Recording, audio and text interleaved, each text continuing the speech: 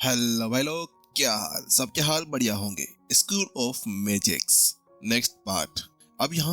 अब ये बताओ कि आखिरकार हम लोग लेट क्यों है? क्योंकि भाई यार, कभी कभी स्कूल ऑफ मैजिक्स को समझना बहुत ज्यादा मुश्किल पड़ जाता है। ठीक है, अब मेरे लिए तो क्योंकि मैंने केवल 100 एपिसोड सुने हैं इसी वजह से। और इसके अलावा बहुत से हमारे बंदे ऐसे बोल रहे हैं कि जहाँ पर आदर्श की शादी हुई थी वहीं से ही करो। तो भाई वो तो लास्ट का चैप्टर हो गया यार।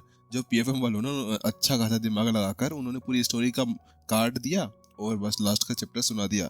इसी वजह से तो मैं यहाँ पर क्या बोलते हैं जो विशाल सांप था उसके बाद का सुना रहा हूँ। चलो ठीक है, बिना किसी देरी के हम लोग शुरू करते हैं एपिसोड को। आदर्श अभी यहाँ पर अग्नि परीक्षा के लिए बढ़ रहा था। इस जगह पर अब उसे एक ट्रांसफर स्टूडेंट बना दिया गया था। वहीं अब जो अग्नि तत्व वाला जो स्कूल था उसके अंदर बहुत से स्टूडेंट्स थे।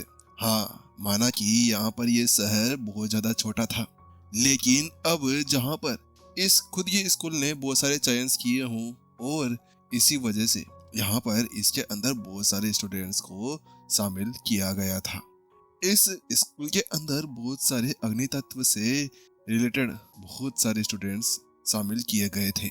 वह सारे मेजर्स थे और इसी वजह से वहां पर बहुत से इंटरमीडिएट लेवल के भी स्टूडेंट मिलने वाले थे। आदर्श पहले से ही यहाँ पर अपने आप को डबल इनहेरिटेंस के अंदर ला चुका था। इसका मतलब ये था कि पहले से ही यहाँ पर जो समनिंग की टेक्निक थी वो बहुत ज्यादा ऊपर बढ़ चुकी थी। लेकिन अब इस जगह उसे अपने अग्नि तत्व के ऊपर भी ध्यान देना था। अग्नि तत्व उसका नेबुला पहले से थर्ड स्टेज के ऊपर पहुंच चुका था। अब उसके नेबुला को उसे और ज्यादा अपग्रेड करने के लिए उसे बहुत से संसाधनों की जरूरत पड़ने वाली थी। आखिरकार उसे अपने नेबुला को एडवांस लेवल के ऊपर पहुंचाना था।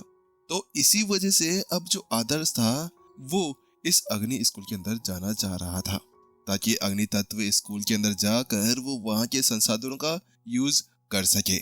जल्द ही जो आदर्श था वो उस अग्नि स्कूल के पास में पहुंच जाता है। अग्नि स्कूल के पास में जब वो जाता है तो आसपास का एरिया ऐसे धधक रहा था जैसे कि यहाँ पर ज्वालामुखी हो। और उसी के साथ में जो बिल्डिंग बनाई गई थी उसको भी कुछ अग्नि तत्वों से मिलाकर बनाया गया था, जिसकी वजह से अंदर से गर्मी निकल रही थी। आदर्श अंदर की तरफ चला जाता है। पहले से ही अग्नि स्कूल के अंदर कम से कम 1000 स्टूडेंट्स तो होंगे ही होंगे और उनके बीच ही यहाँ पर अलग अलग रैंकिंग्स को भी रखा गया था। अब यहाँ पर कुछ भी हो, आदर्श तो था एक ट्रांसफर स्टूडेंट। अभी अभी तो वो समनिंग स्कूल के निकल कर इस जगह पर आया था। तो उस जगह से इस जगह पर आने में उसकी जो रैंकिंग थी उसको निर्धारित नहीं किया गया, क्योंकि अब तक उसने एक एग्जाम नहीं दिया था। अगर उसने एग्जाम दिया होता तो वो आगे बढ़ पाता। इसी वजह से फिलहाल के लिए उसकी रैंकिंग सबसे ज्यादा नीचे यानी 1100 लेवल के ऊपर थी। अब आदर्श को अंदर जाना था। अंदर जाते हुए आदर्श सोच रहा था, मुझे लगता है कि यहाँ पर भी मुझे अपनी रैंकिंग आगे बढ़ानी होगी, वरना मेरे को गिने चुने संसाधन ही यहाँ पर मिलने वाले हैं। अगर गिने चुने संसाधन ही यहाँ पर मिलते हैं तो उसके बाद में तो मैं कुछ कर ही नहीं सकता हूँ। अरे मेरा नेबुला तो यहाँ पर एडवांस पे भी नहीं पहुंच पाएगा। आदर्श मन ही मन के अंदर सोच रहा था और वो गेट खोल के अंदर जा रहा था। जैसे ही वो गेट खोलता है कि आदर्श के मुंह के अंदर से लार टपकने लगती है। ओ तेरी तो, ये क्या है, इतनी सारी लड़कियां। आदर्श पहले से बहुत ज्यादा चेंज हो चुका था जब से यहाँ से वो उस अपने डेमन को बाहर निकाला था। उसके बाद में आदर्श के बहुत से अंदर परिवर्तन आए थे। यार ये क्या है, और इनके अंदर से ऐसे लग रहा है जैसे कि अंगारे चल रहे हैं। आदर्श अपने सामने खड़ी हुई लड़कियों, और बहुत से लड़के भी थे, थोड़े बहुत थे, उनको देखता है। लेकिन लड़कियों के अंदर से गर्मी बहुत ज्यादा निकल रही थी। ऐसा लग रहा था जैसे कि वो लोग पहले से अग्नि तत्व के अंदर समा गए हो। जैसे वो अंदर जाता ही है और अपने आसपास के अंदर देख ही रहा होता है कि अचानक से वहां पर एक लड़की आती है। अरे अरे भाई, ओ कहाँ जा रहे हो तुम? यहाँ पर अगर तुम लड़कियों के ऊपर लाइन मारना चाहते हो ना तो तुम यहाँ से चले जाओ, यहाँ पर तुम्हारा कोई काम नहीं है। वो लड़की आगे बढ़ते हुए आती है और उससे कहती है।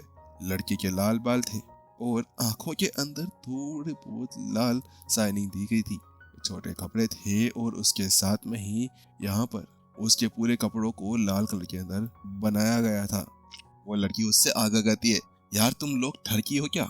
जहाँ लड़की देखी नहीं वहां चले जाते हो मुंह मारने के लिए। लेकिन जैसे ही आदर्श ये शब्द सुनता है तो आदर्श अपने सर को पकड़ लेता है।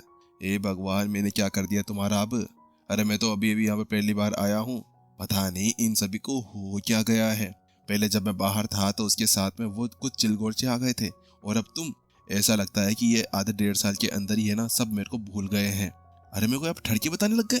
मैं कोई ठरकी दिखता हूँ क्या? देखो मेरे को इतना स्मार्ट हूँ।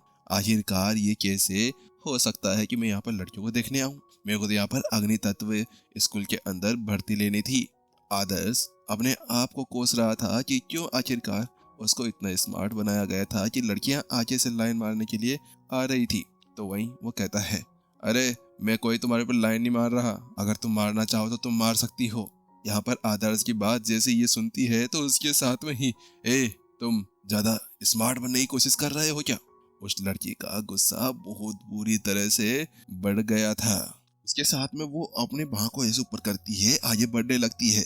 देखो लड़के, यहाँ से चले जाओ, मैं यहाँ पर हूँ ना, 300 रैंकिंग के ऊपर हूँ।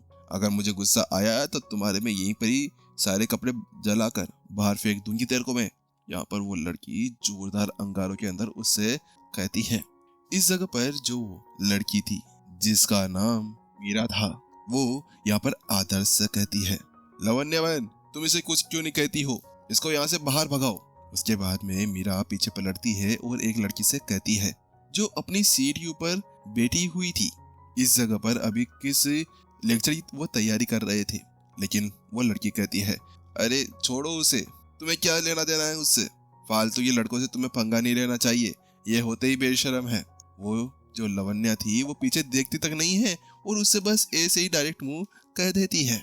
लेकिन अब जब वो एक दो शब्द कहती है तो उसके साथ में ही अब आदर्श की नजर भी सीधे उसके ऊपर ही गिरती है। ये कौन है? मुझे इसे देखना है। आदर्श के मन के अंदर अभी एक अलग सी फीलिंग्स जगती है। वास्तव में इस जगह पर आदर्श जानना चाह रहा था कि ये लड़की कौन है जो इतनी देर से इतना बड़ा हंगामा हो रहा है और ये इसी तरह से बैठी हुई है। लेकिन इसी बीच करते हुए यहाँ पर दरवाजा खुलता है। दरवाजे के खुलते ही अचानक से उसके अंदर से बहुत सारी एनर्जी बाहर निकलती है। ये गर्म एनर्जी से भरा हुआ था। उस दरवाजे के पीछे कुछ ऐसा था जिसकी वजह से वहां की गर्मी और ज्यादा थी। वहीं उसके बाद में हट्टा खट्टा सा दिखने वाला एक इंस्ट्रक्टर बाहर निकलते हुए आता है और उसको वहां पर आते ही जितनी भी गर्ल्स वहां पर बैठी थी वो सारी खड़ी हो जाती है। उसके साथ में ही जैसे वो इंस्ट्रक्टर वहां पर आता है, खड़ा होता है, तो उसके बाद में वो अपनी निगाहों को पूरी तरफ फैला देता है और आसपास के अंदर देखने लगता है। अरे भाई, तो में से ये आदर्श कौन है जिसने अभी अभी यहाँ पर ट्रांसफर लिया है? वो उन सभी से कहता है। लेकिन जैसे ही यहाँ पर वो शब्द कहे जाते हैं उसके साथ में ही सभी के सभी आदर्श को देखने लगते हैं। हाँ, उन सभी को ये नहीं पता था कि जो लड़का अभी भी आया था वो आदर्श था या नहीं, लेकिन वो पहली बार यहाँ पर आया था तो इसी वजह से। वहीं आदर्श भी हैरान, अरे भाई क्या मैं अभी से इतना ज्यादा फेमस हो गया इसके अंदर? मुझे लगता है कि डीन ने सभी को ये बता दिया होगा कि मैं आदर्श हूँ। आदर्श, चलो कोई बात नहीं। उसके बाद में जो आदर्श था वो अपना हाथ खड़ा करता है और कहता है, हाँ सर मैं हूँ आदर्श, क्या हुआ आपको, क्या मेरे से कुछ काम है? लेकिन जैसे ही आदर्श ये शब्द कहता है तो उसकी बात सुनते ही इंस्ट्रक्टर राहुल उसको देखने लगते हैं।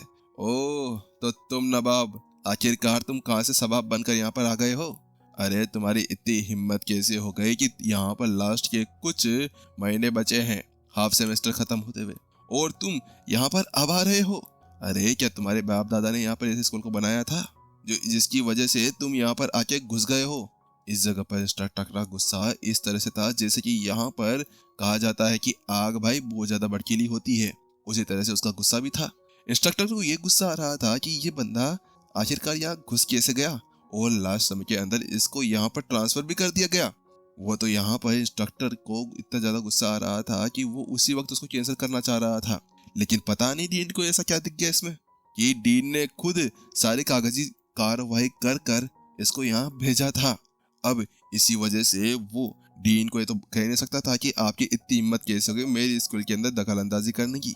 इसी वजह से अब जो राहुल था वो चुप रह सकता था और वो इसके अंदर कुछ ज्यादा नहीं कर सकता था।